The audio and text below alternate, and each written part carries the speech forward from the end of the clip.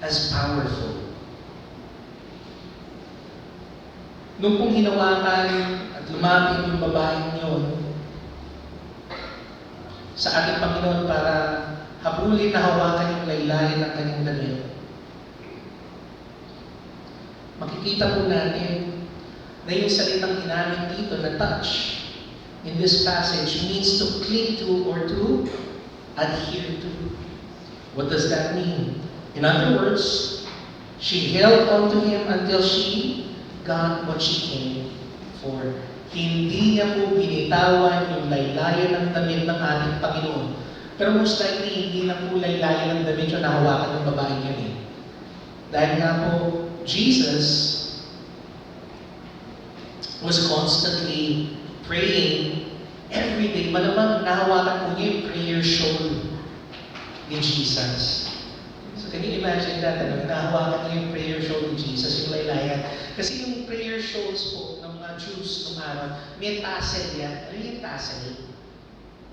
Si Ate Cora meron pong shurban. Ayan. Yan po yung mga sinusuot ng mga Middle Eastern people. Both Jews and Arabs use that panlaban sa kanila. Pero at the same time, ginagamit rin po nila yan pang suklob sa sarili na as they pray. So makikita po ninyo doon sa parang bandana ni Ate Cora, may mga parang pasukbit. Malamang yun po yung nahawakan ng babaeng yun. So dito, mararamdaman talaga ni Jesus na parang may humahatak. Kasi dito pa lang niya, kung laylayan siguro, parang hindi niya paramdam yun eh. Kung laylayan ng kanyang damit.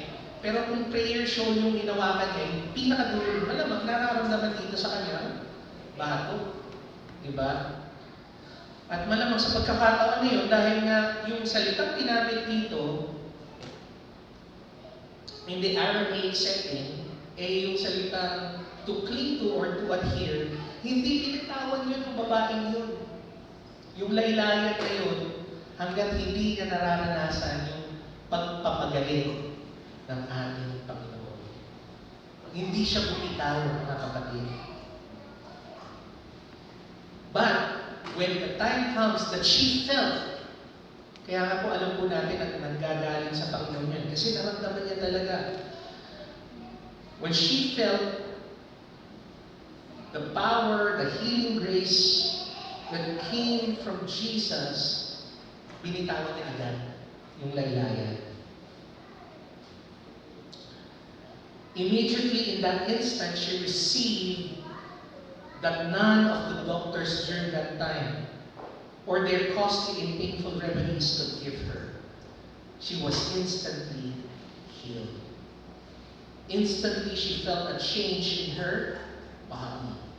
And she knew that she was a different woman.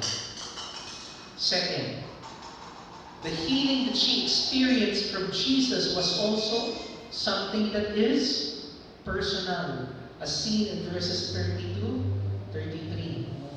So as soon as this woman touches Jesus, he knows what has happened. Just for the record, alam naman po natin that Jesus knew what had happened. Alam naman ng ating Panginoon kung sino yung humawak sa kanyang laylayan at kung ano ang nangyari dito. But he knows that virtue is gone out of him. The word virtue or the word power here that was used in this passage means power. Supernatural power. Sa salita pong Griego, ito yung kadalasang ginagamit as the root word that is used in modern times for the word dynamic or dynamite. Yan. Kapag sinabi natin dinamita, yun yung sumasabog eh. Di ba? Pag sinabi natin dynamic, ibig sabihin masigla, full of energy. Now, Jesus knows that what has happened here, and that's why he asks the question in verse 30, touched my clothes? Kaya nga po sinagot siya ng mga disipulo niya eh, Lord, ang daming tao. Siksikan tayo kanina. Malamang hindi po natin malalaman kung sino ang umawak sa inyo. Kaya nga po sabi nila, many touched him, but only one touched him with the fingers of faith. Sa pagkakataon na yan, can you imagine that, ano? People are rushing to Jesus. Siksikan eh, sobra. Malamang lahat ng mga taong yun may problema rin sa kanilang buhay. Lahat ng mga taong yun, meron rin sigurong iniindang kapighatian or problema sa kalusugan. Pero tanging iisa lamang ang nakahawak sa kanya ng may pananampalataya. The rest, they were just there.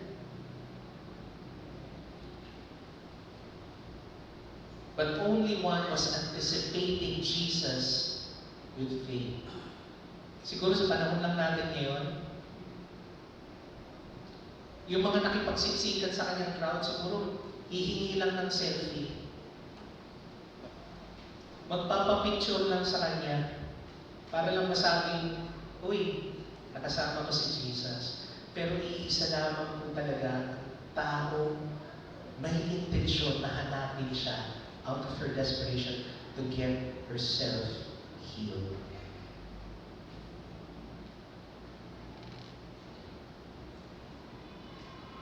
Nakakatuwa kong isipin yun. Sa pagkakataon na yun, mga kapatid,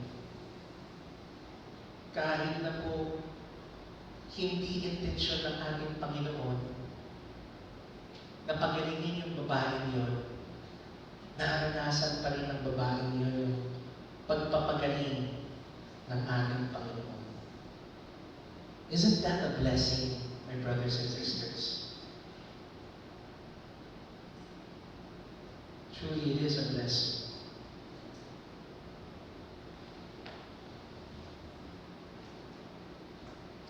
That's why I appreciate really that Jesus,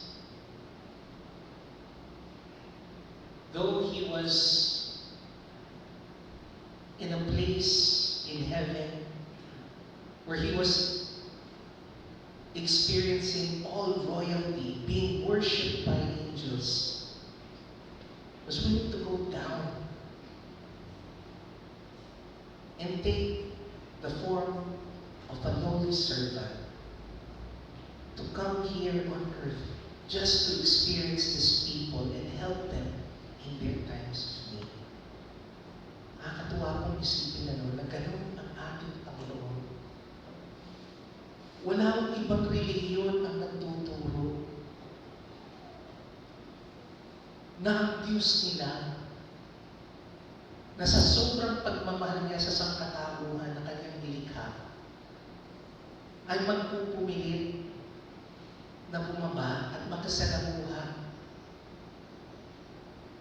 sa mga taong ito para malaman at maintindihan at maunawaan at makisimpatya sa lahat ng mga pinagdadaanan nila.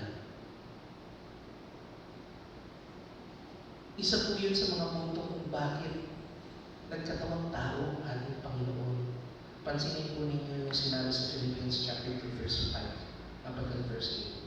It says there, "Let this mind be in you, which was also in Christ Jesus, who, being in the form of God, did not consider it robbery to be equal with God." Sinasabi po dito ni Apostol Pablo na bagaman si Kristo ay Diyos, hindi po niya alintana na bitawan yung kanyang pagka-Diyos. Nahubarin yung kanyang pagka-Diyos para lang maging tao, para magkatawang tao, para sa atin. Hindi po niya alintana nahubarin yung pagiging hari niya sa langit para lang suotin ang kasuotan ng isang alipin. Maging kagaya natin, to be found in the appearance of man, he humbled himself and became obedient to the point of death, even the death of the cross. Maging sa Hebrews chapter 4 verse 15, makikita po natin yung uri ng pagmamahal ni Kristo na ipinagkakaloob niya sa atin. Kaya nga po siya itinuri na saserdote. He was our high priest, our personal high priest. It says, therefore, we do not have a high priest who cannot sympathize with our weakness, but was in all points tempted as we are, yet without sin. Dahil nga po nagkatawang tao si Kristo, ramdam niya lahat ng ating mga paghihirap. Naranasan niya ang lahat ng mga pagsubok sa buhay na nararanasan rin natin ngayon. Pero ang kaibahan lang natin sa kanya, hindi siya nagkasala. Si Jesus ay nagkatawang tao para maka-identify sa atin, para maka-relate sa atin, sa ating mga pinagdadaanan. He became man so that He can touch us.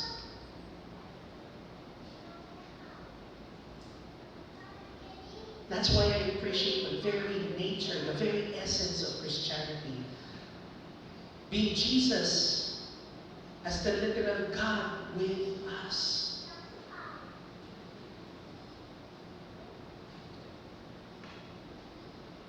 That is why the woman was able to personally receive the healing grace that only the divine power of our Lord Jesus can give. And lastly, we can see that the healing grace that this woman had experienced was very profound, as seen in verse 34. In this part of the passage, we can see that Jesus called this woman daughter. Did you know that this is the only account in Scripture, in the Gospels, where Jesus called a woman in this name? She called her daughter. Ito po yung tanging pagkakataon lang na nakatawanan na tinawagan niya, tinawag niya ang isang babae na daughter. This also signifies the fact that because this woman has experienced His healing grace through faith, she is now in a different relationship with Jesus. Hindi lang po nakatanggap itong babae na ito ng kagalingan mula sa Panginoon. Tandaan po natin, itong babae ito, all of her life, she has been an outcast. She's been rejected by people. She was a nobody. She was dwelling in isolation. She was lonely. But now, she hears that she has been taken in by God. She has been adopted